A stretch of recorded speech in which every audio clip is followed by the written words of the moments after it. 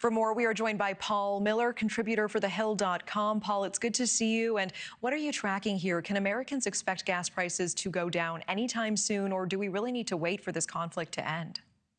I think it's somewhere in between. I would anticipate, I've talked to a number of economists that work for the U.S. government and in the private sector in the last couple of days, and everyone is extremely focused on this issue.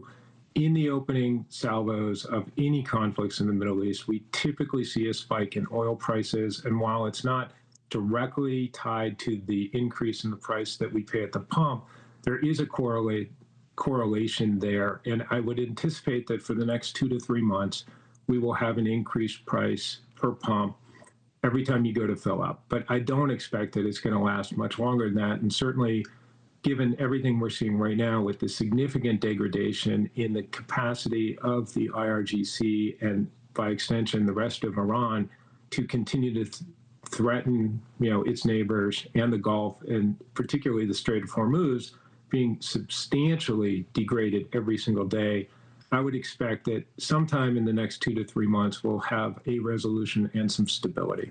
Okay, and alongside gas prices going up, we're seeing stocks dropping, the Dow Jones dropping 453 points. In the campaign, Trump said that he would combat the affordability crisis, and we are in midterm season now. Do you believe that this war with Iran will impact people's ballots?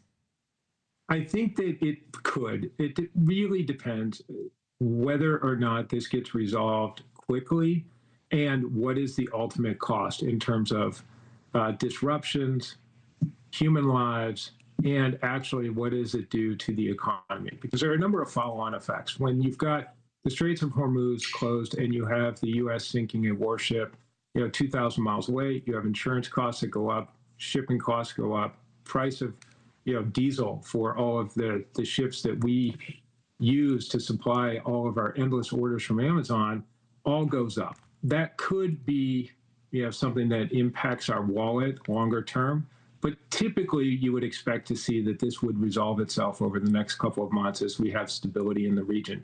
But given the way the U.S. has been able to effectively control the skies and has continued unabated on its attacks against the things that threaten stability in the region, I would expect that we will have some resolution over the next couple of months, maybe much sooner, and that will have a stabilizing effect. So I don't expect long-term inflation. We may see some inflationary numbers over the next quarter, but long-term, I don't think it's going to lead to the kinds of catastrophic, recessionary indicators that some people are talking about. That is good news. The White House says they are keeping all of their options open in Iran. I know that there's a lot of people watching and concerned about American boots on the ground in that country.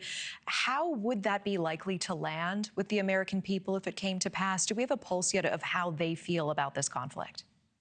I think that that's a really valid question that a lot of people are asking. And right now, it would seem to be that the American public does not support it. But I would go further and say that there's no reason to believe that this administration supports it. I think they watched what happened when the governments in Afghanistan and Iraq were unpopular after we went into those countries, and that we needed a stabilizing force to combat not only terrorists, but also the political instability that led to increased violence across both countries. This administration seems to have really understood that that is a possible outcome. They've taken tremendous steps to avoid that. And further, they've made it very clear that they are not contemplating boots on the ground. So I don't think that there's any reason to take them as being somehow deceiving of the U.S. population. Right now, I would say there is no plan. And there's no reason to think that there's a catalyst that's going to lead to troops on the ground like we saw in other conflicts. Trump says he wants an unconditional surrender from Iran. Iran is calling that a dream. Is there a path for Iran to significantly squeeze us economically? And what would that look like? I think what people are expecting is that somehow with the Straits of Hormuz closing, and it's de facto closed. I mean, it is open in that they have not mined it. They have not been able to effectively, create the chaos that they're threatening.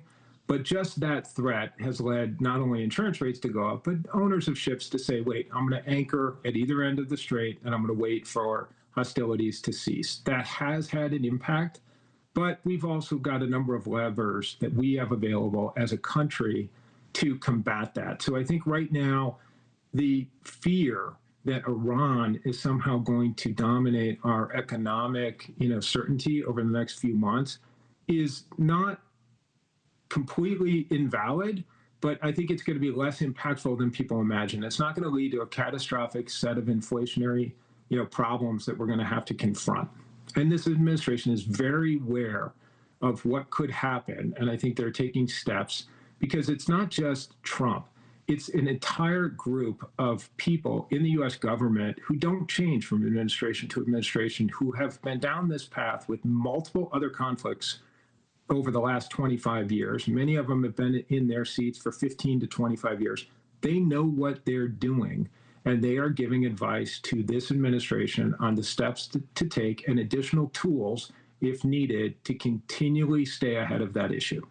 Paul Miller with thehill.com. Appreciate your time. Thank you so much. Thank you for watching. Subscribe below and download our NewsNation app right now on your phone, and you will get fact-based, unbiased news for all Americans.